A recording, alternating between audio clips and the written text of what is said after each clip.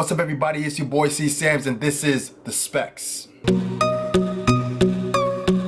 So, it seems as though everybody is obsessed with the fact that somebody is going to die in the brand new movie, the upcoming movie in 2008, Avengers Infinity War. Everybody's been speculating who's gonna die, who's supposed to die. Me, I'm not an arbiter of death. I don't like death. I hate death. In fact, I can't stand death. Death is horrible. People die every day. Family members die, and that's a horrible experience. So I don't know why everybody is so obsessed at the fact that somebody has to die in a movie called Infinity War. People like to say, well, you know, it brings levity to the movie, or, you know, these movies don't have a lot of stakes. Well, if you pay close attention to these movies, the movies have a lot of stakes. It deals with the characters' development. It talks about the characters' moral compass and what they have to decide on when they make these big decisions. But most people don't look at that, they look at the comedy. But that's another story for another time. But today, I'm going to play along with this narrative, and I'm going to talk about the top 5 individuals who most likely will die in Infinity War.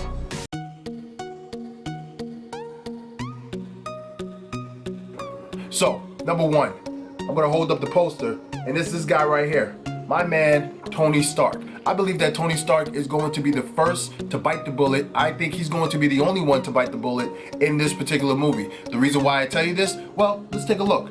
And back in 2008, Tony Stark comes forward and he says that he is Iron Man. In the 2010 Iron Man 2, we also see him kind of struggling with the fact that he's dying from the palladium. The palladium is killing him. He finds a new element. He has a new bill on life. He's brand new. Now, Iron Man 3. He is suffering from post-traumatic depression syndrome. So PTSD. There it is.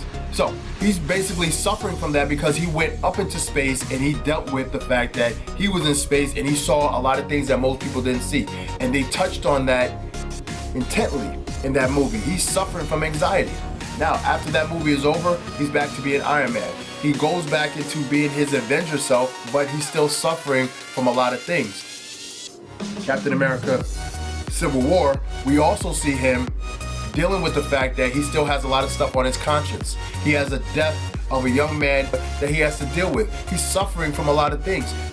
Pepper is back in his life, but we don't know how much of that is real, how much of that is legit. So he's definitely dealing with a lot of stuff, and I believe that in this movie, everything's gonna come to a head. If you remember, in Avengers Age of Ultron, Scarlet Witch helps him see the end of the world. He sees everybody dead by his hands, and he's trying his best to correct the course that he set everybody else on. So it makes sense that this will be a fitting end to his character by him giving up or sacrificing his life for his teammates. So, the second person I believe is going to bite the bullet in this particular movie is my man. Where is he? Right here. Can you see him? Boom, right there. My man, I'll bring it up a little close. My man, Vision. Now, in the trailer, we do see Vision being pummeled, and we see them trying to extract the Infinity Stone from Vision's mind, or from Vision's head. Now, this is the Mind Stone. Thanos needs to take all 6 Infinity Stones to bring it to his gauntlet in order for him to be a god, lowercase g. But he has to take that from Vision. I believe what's going to happen is Vision is going to feel the sting and feel the burn, but he's not going to die just yet.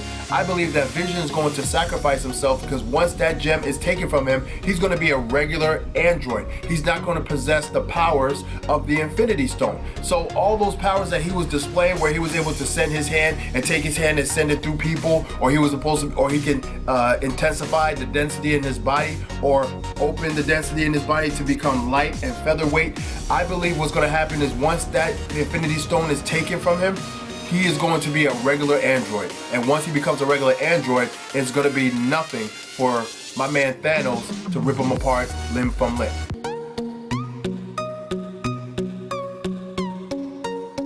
The next person I want to talk about who's going to bite the bullet is the Winter Soldier himself, my man Bucky Barnes. All right, Bucky Barnes. Now, at the end of Civil War, Bucky Barnes losing the arm. In this trailer, we see Bucky with another arm. He is a soldier. He's been around for a couple of years. Now, I actually have a theory about that, and I'm going to show you it just now. I believe we're going to get a one-hit combo, 2 people, and we're going to look at my man right here. You know who he is, Captain America. I believe Captain America and Bucky Barnes are both gonna die in this movie.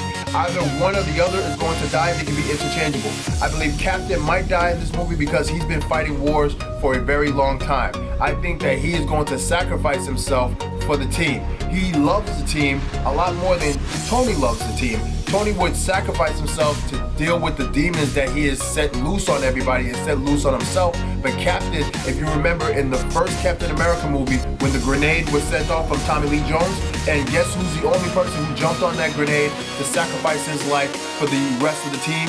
Captain America. So I believe Captain America might be the guy to do that. And the other hand, Bucky has been around for a long time and he is a soldier. I believe that Bucky is going to get in over his head and he's going to be in a situation where he might die or he might sacrifice himself for his best friend, Captain America.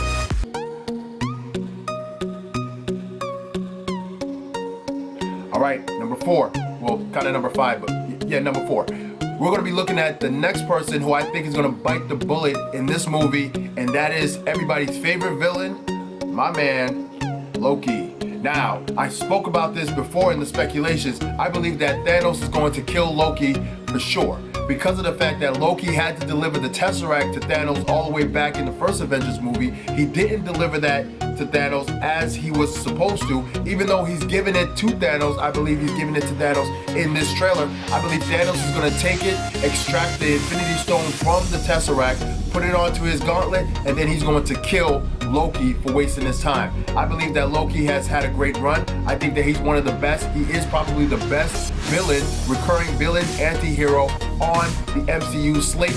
And I believe that at this war, at the end of this war, Loki is kaput.